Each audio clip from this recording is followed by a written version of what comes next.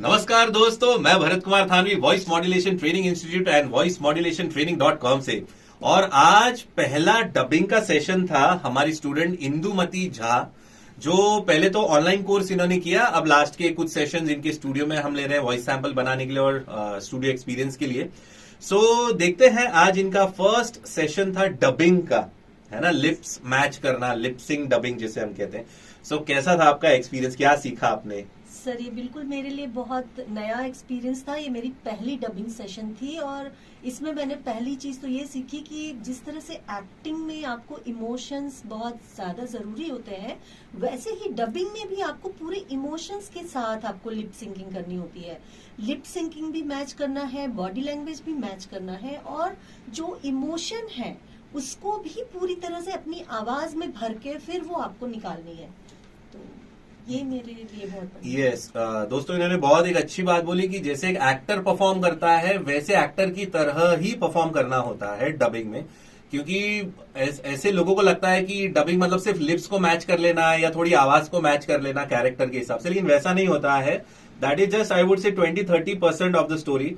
Main चीज है performance, है ना, कि वो एक्टर अगर स्पेशली अगर आप बहुत अच्छे एक्टर्स को आप अपनी आवाज दे रहे हो तो आपकी एनर्जी लेवल, आपकी परफॉर्मेंस भी उस लेवल तक मैच होनी चाहिए, राइट। सो परफॉर्म करते समय क्या क्या चीजें, न्यू चीजें रियलाइज हुई आपको?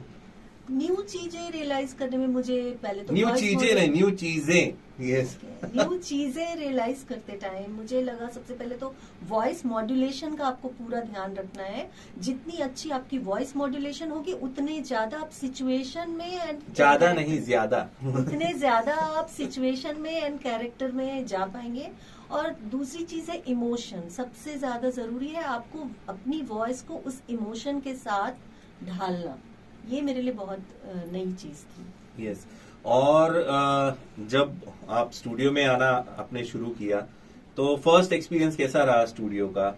हाँ, बिल्कुल नया एक्सपीरियंस था। मैंने कभी इस तरह का स्टूडियो नहीं देखा था, इस तरह की माइक नहीं देखी थी और बहुत अट्रैक्टिव ये प्लेस मुझे लग रहा है। और इसीलिए मुझे लगता है कि मैं एक छोटा सा होम स्टूडियो सेटअप करूं। मैं आगे करूंगी भी सर, आपसे गाइडेंस लेके।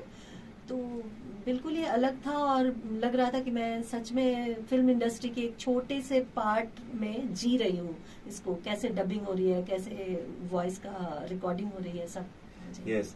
तो मुझे पता है जब फर्स्ट सेशन था आपका, मतलब फर्स्ट ऑनलाइन जब था, तो आप बहुत नर्वस हो गए थे और रीड करने में भी बहुत फंबल हो रहा था आपको, राइट।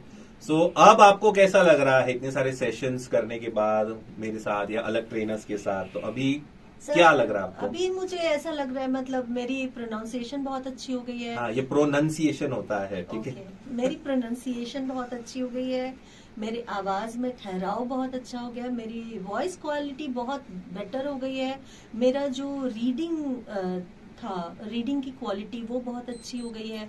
सो मैंने अपने आप में बहुत ज्यादा इम्प्रूवमेंट देखा और अब ज्यादा अपने आप में ज्यादा इम्प्रूवमेंट देखा है। मेरा कॉन्फिडेंस लेवल यहाँ से यहाँ पहुँच गया है और मैं चाहती हूँ कि सर के गाइडेंस में अभी 2-3 क्लास लूंगी तो मैं यहाँ तक चली आऊंगी।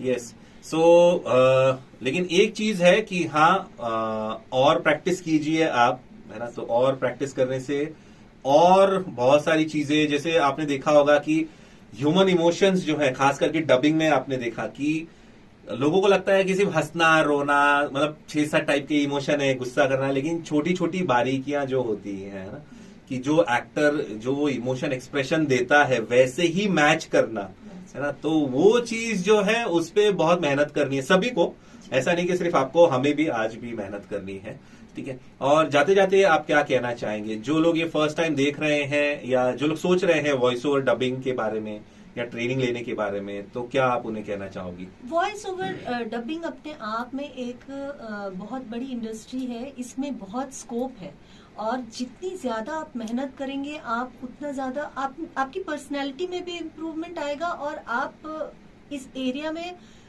आपको स्कोप की कमी नहीं है। इसमें बहुत पैसा है, बहुत मौके हैं। तो वॉइस ओवर डबिंग में आप देखो, आपने बहुत पैसा बोल दिया, तो पैसा है क्या अभी देखना पड़ेगा। अभी लोग सोचेंगे कि कितना है, बोलो, है ना। नहीं, तो ऐसा मतलब आजकल तो लोगों को यही है कि स्किल डेवलप करते हैं, यानी आपको उसके साथ अगर आपने मनी को अटैच नहीं किया तो उसको वो मोटिवेशन भी नहीं मिलता है। Right. सबसे बड़ी बात है कि आजकल का जो लाइफस्टाइल हो गया उसमें एक स्किल के भरोसे रह के तो आप कुछ कर नहीं सकते हो। तो एक अर्निंग नहीं, पैसिव अर्निंग के लिए अगर आप चाहें तो आप वॉइस ओवर में जा सकते हैं। और लेकिन ये है कि इसमें आपको मन से जुड़ना पड़ेगा।